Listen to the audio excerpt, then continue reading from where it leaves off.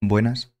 En este vídeo vamos a hablar un poco de qué se puede hacer con Python y cuáles son las características principales que lo definen.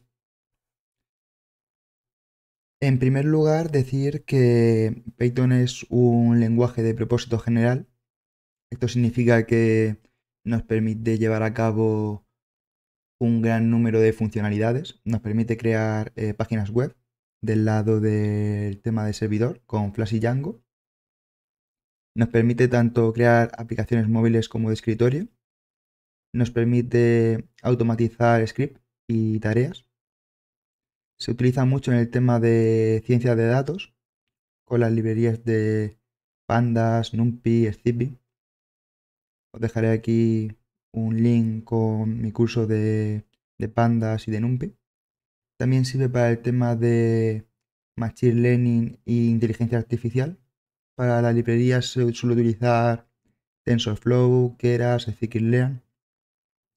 También sirve para visualización de datos con Matplotlib y Seaborn. Os dejo link al curso de visualización de datos. Permite realizar análisis de datos, permite desarrollo de software, automatización de pruebas de QA. Puedes hacer juegos, puedes hacer hacking ético, robótica. Se está utilizando ahora para investigación médica y genómica. Ahora hay un campo también que sería la bioinformática, donde se está utilizando mucho el tema de Python y R. Entonces, lo que quiero decir con esto es que tiene una cantidad de posibilidades inmensa que según en lo que os queráis especializar, según del campo del que normalmente participéis, podéis darle diferentes usos y tiene muchísimas posibilidades. Ahora bien, para las características de Python, pues decir que lo que he comentado, que es un lenguaje de propósito general, sirve para varias posibilidades. Es de código abierto, por lo que no tenéis por qué pagar nada por su uso. Es un lenguaje de alto nivel, lo que si en el caso de que os estéis iniciando, pues es muy interesante porque los lenguajes de alto nivel se parecen más al lenguaje humano, mientras que a medida que te vas a lenguajes de más bajo nivel, eh, para hacer cualquier pequeña cosa lleva una mayor complejidad y el código es mucho menos legible, hace falta mucho más código para cada pequeño proceso. Entonces, por ejemplo, Python abstrae mucho de los detalles de la máquina. La gestión de memoria, por ejemplo, está extraído dentro de Python. Y si, por ejemplo, nos fuéramos a un lenguaje de bajo nivel como es C, sí que tendríamos que hacer gestión de memoria. Más cosillas, es muy fácil de aprender. Es un lenguaje que en no mucho tiempo creo que podéis tener las herramientas básicas como para poder llevar a cabo vuestros propios scripts y vuestros propios programas. Tiene una sintaxis muy sencilla, resume mucho el código. Como he comentado antes, con muy pocas líneas de código se pueden crear cosas muy interesantes, que en otros lenguajes nos llevaría varias veces más líneas de código y una mayor complejidad. Tiene muchas bibliotecas, o sea, el entorno de Python tiene bibliotecas para lo que sea que os apetezca. Vais a encontrar una biblioteca que va a tener ya sus propios módulos y sus propias herramientas para poder llevar a cabo lo que queréis hacer. Y se puede mezclar con otros lenguajes, de tal manera que no se queda inmóvil en solo un posible uso, solo con Python y ya está. Por otro lado, decir que los lenguajes, este lenguaje, por ejemplo, es de tipado dinámico. Normalmente los lenguajes son dinámicos o estáticos. Dinámicos sería que, por así decirlo, el tipo de variable se determina en tipo de ejecución. ¿A qué me refiero con esto? A que, por ejemplo, si yo defino que A es igual a 5, él, cuando yo ejecute, va a, en el momento de la ejecución, va a asignarlo como que es un entero, por ejemplo. Esto en otros lenguajes que no son de tipado dinámico, se lo tienes que decir previamente. Tú le tienes que decir, pues mira, es un integer, lo que lo que quiero que me asignes esta variable y después realizas la ejecución. Esto pues facilita mucho por el tema de que es más sencillo ciertos procesos, no hay que hacer ciertas asignaciones, puedes reasignar, es decir, tú puedes tener una variable que es un entero y luego realizar una serie de transformaciones que sea, por ejemplo, un texto. O sea que te permite también esa flexibilidad, el que sea de tipado dinámico. Es un lenguaje orientado a objetos, es decir, cuando veamos el curso vamos a ver que se pueden tener una cierta estructuras que se llaman objetos, que son entidades que permiten modelar datos, funciones, estructuras, y veremos a posteriori. Lo que está muy bien por el tema de que te permite un cierto orden en el código, te permite mucha reutilización de funciones y de código en general. El código a mi parecer se queda mucho más limpio. Python es un lenguaje multiparadigma, o sea, también tiene, además de orientación a objetos, puedes utilizar programación imperativa, que está enfocada en describir cómo se ejecuta un programa, y también puede tener programación funcional, que facilita el tratamiento de las funciones matemáticas y las operaciones. Es un lenguaje, los lenguajes, en este caso, es un lenguaje interpretado, que a diferencia de los compilados, el código fuente se ejecuta sin ser compilado previamente a código máquina, dado que Python tiene un intérprete que lee, interpreta y ejecuta. Esto es muy interesante porque de cara a realizar búsqueda de errores en el código, de cara a poder llevar a cabo ciertos procesos es mucho más cómodo, es bastante más cómodo, pero tiene quizá la parte negativa que hace que el lenguaje sea más lento, porque a diferencia de otros lenguajes que realizan primero una compilación previa y después se ejecutan, aquí en el momento de la ejecución realiza este proceso, con lo cual vuelve más lento la ejecución de los scripts, de manera que es un lenguaje más lento que otros lenguajes en parte por ello. Pero a mi parecer es muy cómodo a la hora de buscar errores, limpiar el código y ciertos procesos intermedios que se pueden llevar a cabo gracias a que, a que es interpretado. Más cosillas que tiene Python. Tiene una gran comunidad. O sea, tú te metes en internet y vas a encontrar posts de cualquier cosa de Python que alguien antes habrá tocado ese tema y se habrá creado un foro en el que se hable de las posibilidades que tiene.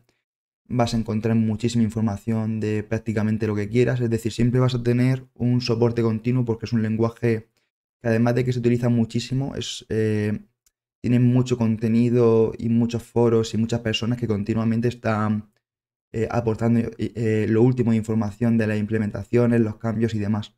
Con lo que está muy bien que tenga esta gran comunidad. Y esencialmente es eso. En la clase anterior montamos esto de aquí. Voy a dejarlo ya. A ver, en Python voy a poner una que va a ser teoría, una que va a ser ejercicios. Voy a activar el entorno que lo pusimos, lo creamos en la clase anterior. Yo ahora mismo si yo digo, ahora mismo ¿dónde estoy? Estoy con ls. Lo que le estoy indicando es que quiero que me haga un listado de los diferentes directorios y archivos que hay en mi posición actual, que sería Palacio de Memoria Código Python. Yo aquí, como yo lo que quiero es entrar aquí, pues yo diría, yo quiero punto barra env, aquí quiero irme a scripts y aquí quiero activate. Vemos que ya lo tenemos activado. Y hago aquí pip list para saber que tengo, pues me dice que está vacío, que no tiene nada. Vale, perfecto. Y yo aquí podría hacer pip install de, por ejemplo, vamos a utilizar pandas.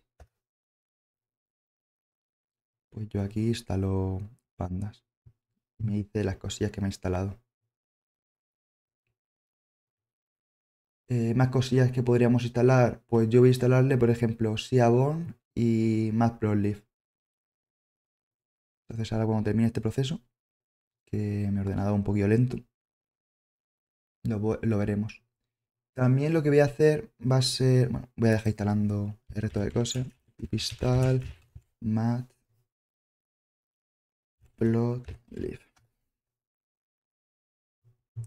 Voy a también a crearme un repositorio de Git para que cuando vaya haciendo modificaciones en el curso, si por lo que sea la cago en algo y tal, puedes volver a un log anterior y posteriormente cuando termine el curso, que vosotros ya lo veréis ya terminado, subirlo a GitHub para que tengáis los apuntes y demás. Lo he instalado Matplotlib, vale. Pip install Seaborn. Genial. Si yo aquí hago pip list, me va a decir que tengo ya aquí un poco lo que me haga falta. Según me vaya haciendo falta algo, pues ya lo iré instalando. Más cosillas. Voy a hacer un... Bueno, todo esto no tenéis por qué saberlo. Yo lo comento pues porque al final está bien trabajar con Python, pero no tenéis por qué saber utilizar Git, ni tenéis por qué utilizar un entorno si no queréis. O sea, esto es un poco porque os viene también bien saber estas cosas. Aquí yo le estoy diciendo que quiero inicializar un Git y quiero que la rama principal se llame main. Porque en mi caso, por defecto, creo que utiliza master y lo cambiaron en GitHub a main. Me dice, mira, te he inicializado un repositorio de Git vacío y lo tienes de esta manera, como un punto .git. Va a ser la carpeta que vas a tener, que tendrás aquí es invisible, pero si fuéramos a la carpeta nos aparecería. ¿Vale? Ahora vamos a ver cómo está esto. Git status, tenemos esto.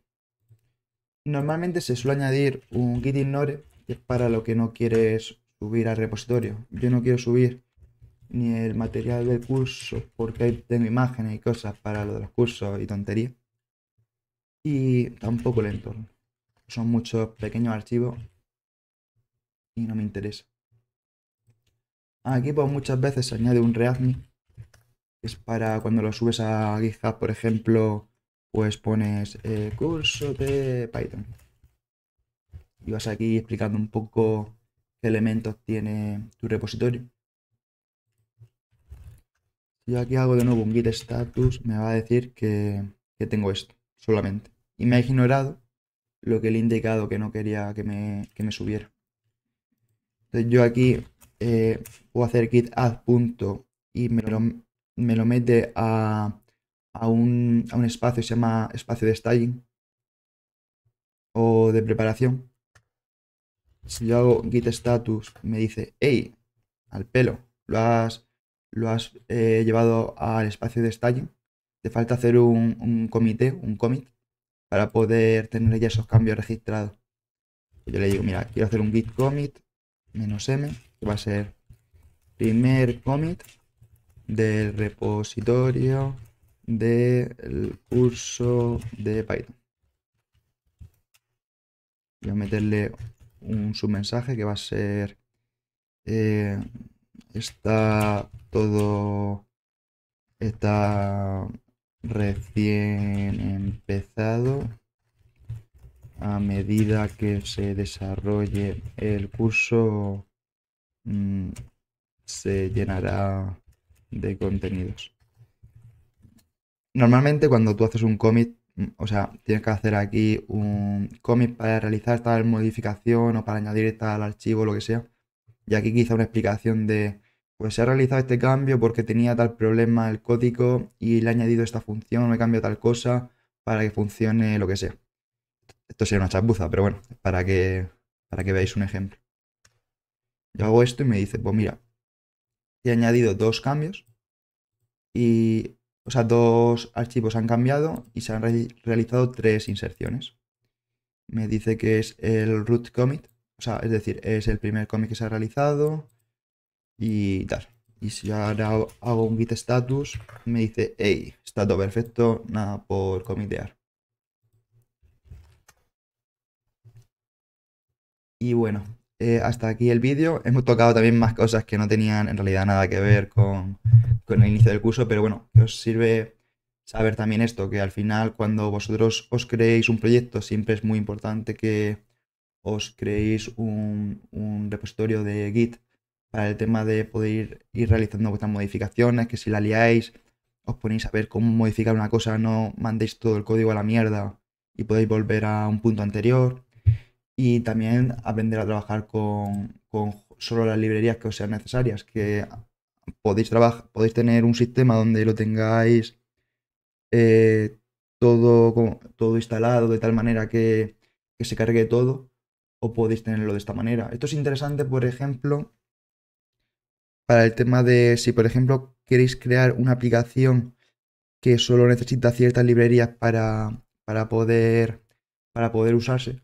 Luego existen maneras de poder en un ordenador ejecutar la instalación solo de las librerías que sean necesarias y que ese programa funcione sin tener que, por así decirlo, instalar todas las librerías que a lo mejor tú tengas en tu ordenador o en otros proyectos que a lo mejor lleves a cabo otro proceso. Porque al final, a lo mejor aquí estamos haciendo un curso, pero por otro lado podemos estar haciendo una página web, pero por otro lado podemos estar haciendo una aplicación, por otro lado podemos estar haciendo machine learning. Entonces, cada cosa pues tiene sus librerías, tiene sus herramientas y bueno, que al final también creo que es importante ser ordenado. Cualquier problema que tengáis con el tema del entorno, si os da algún problema o si no queréis usarlo o si queréis saber algo más sobre Git o más sobre Python, me lo dejéis en comentarios y yo respondo y os soluciono el problema en caso de que lo hubiese. Un saludo.